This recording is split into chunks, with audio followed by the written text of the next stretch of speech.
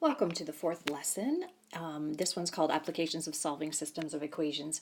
So in our previous lesson, we worked at solving various systems. So we started with a linear, and then we moved into a linear quadratic system. And when you got doing your work, your homework, you may have moved into like a linear with a circle or a circle with a parabola, and finding the points of intersection. Here we're actually doing word problems where this actually applies. Our goal here is that you can model and solve a variety of problems involving systems of equations, and already I noticed I have one typo. All right, example 1, two numbers differ by 8. The sum of their squares is 914. What are the two numbers? So when you're setting up these, the modeling piece of this involves creating equations that you're going to work with. So the modeling is that, but to create the equations, you need to define what your variables are. So I've already written my let statements in here. Let x represent the larger number, y is the smaller number. So since my two numbers differ means subtract or difference, they differ by 8. It means if I take my larger number and subtract my smaller number, so my x, take away the smaller number, the answer is going to be 8. So there's one equation right there. The second equation is going to come from this. The sum means we're going to be adding things together, of their squares. Squares means exponent of 2. Is our equals, and then 914 is the answer. So we're going to have our equation being the sum of their squares. So x squared added to y squared is equals 914.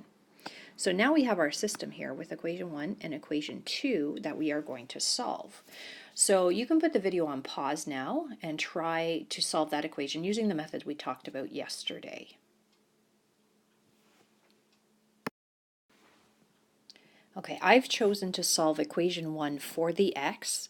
You could solve one for the x or for the y.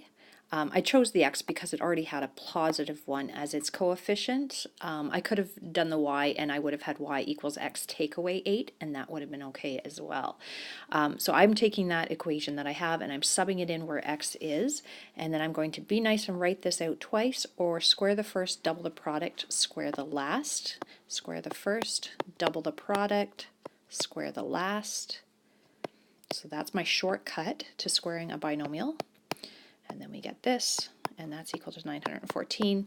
So I have a y squared plus a y squared is 2y squareds plus 16y plus 64. But I'm going to get everything to one side, so I'm going to take 914 away from both sides there. And that is going to result in a quadratic that's going to have a common factor of 2. So let me just quickly put that in my calculator. That's going to give us negative 850 here, 850. Those are all even numbers. I can divide a factor of 2 out of that. What's going to be a plus 8y minus 425. Now I could do my adds 2 and multiplies 2 to try and find two numbers for that simple trinomial. I'm not sure if that's going to work very well. I'm going to try some things, and then if not, I'll use the quadratic formula here. Okay, I have found two numbers that will work. 25 and negative 17 will work for this. So that's going to give me x equals negative 25, or my x could equal 17. Now, it doesn't say that my numbers have to be positive values. It just has to differ by 8, and when you square the numbers and add them together, you should get 914. So if my x happens to be negative 25, whoops, those should not be x's, those should be y's. And magically I've fixed them now, they're y's.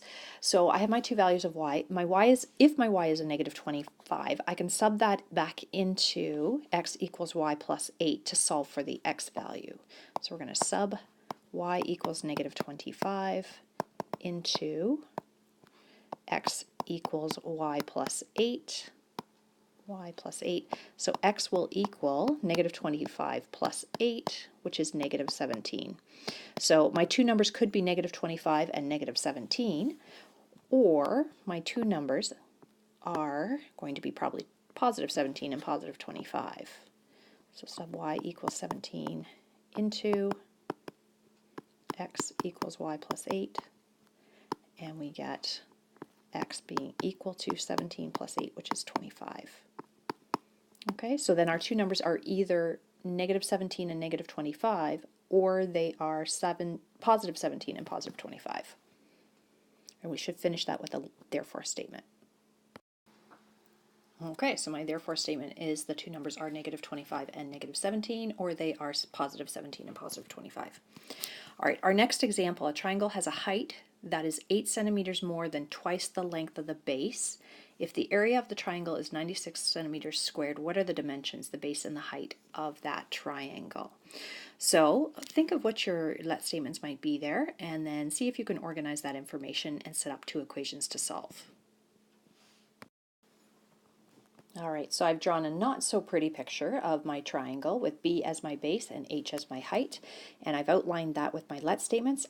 I've also added in A is representing its area. Okay, the reason I've done that is because the area is given here, so I need my area formula for a triangle. Area is base times height, divide by 2. And if you're ever not sure of that, you can always ask Google or Siri what the formulas are. During a test, you can ask me.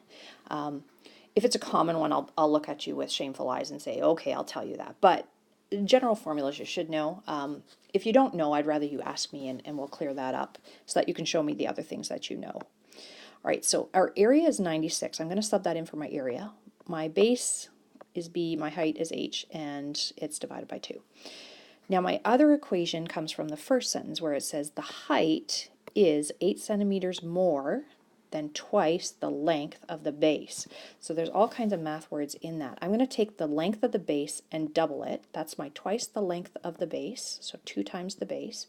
But my height is equal to 8 centimeters more than this. So I would have to do the 2 times the base and add 8 to it to get the actual value of the height. So here's my equation 1 was my area formula. My equation 2 is already solved in terms of H. I can take the H and sub that into equation number 1 and solve for the B. Why don't you give that a try? If you get stuck, by all means continue to play the video. Otherwise you can kind of fast forward through the solution if you've got this figured out. Okay, so I'm going to sub that in. We've got 96 would be equal to the base times the height. So I'm subbing in the 2b plus 8, and I probably should have said sub 2 into 1. I'm just going to squeeze that in here, sub equation 2 into 1. And that is all divided by 2 here. Now, I don't like working with fractions, so I'm going to undo the divide by 2 right off the top. I'm going to multiply this side by 2 to undo that, and when I do that I also have to multiply the other side by 2, and 2 groups of 96 is 192. So we get 192 is equal to, and at the same time I'm going to actually expand that b through the bracket. We're going to get 2b squared plus 8b. Quadratic, I want everything on one side of the equal sign. And that will become a minus 192 because I'm going to subtract 192 from both sides. Before I go into my adds 2 and multiplies 2, I'm noticing that I have a common factor of 2. Let's make that into a simple trinomial, which hopefully will make things easier. And that's going to be a minus 96 there. So we're looking for two numbers that will multiply to negative 96 and add to 4. So let's see if I can come up with those. Okay, I found that 12 and negative 8 would do that, and it's a simple trinomial, so I'm going to go directly to my factored form. I'm going to have a b plus 12 and a b minus 8. If I solve that, I get b equals negative 12 or b equals 8. Now, in this example, given the context, b is the length of the base. Since we're dealing with lengths, this one is negative, and it doesn't make sense for the context of this question. It doesn't fit our domain. Our b has to be greater than 0. Or, yeah, greater than 0. It can't equal 0 because then we wouldn't actually have a triangle. So this one doesn't make sense. We can ignore that one. So this doesn't make sense. Our lengths have to be positive. So since lengths are positive,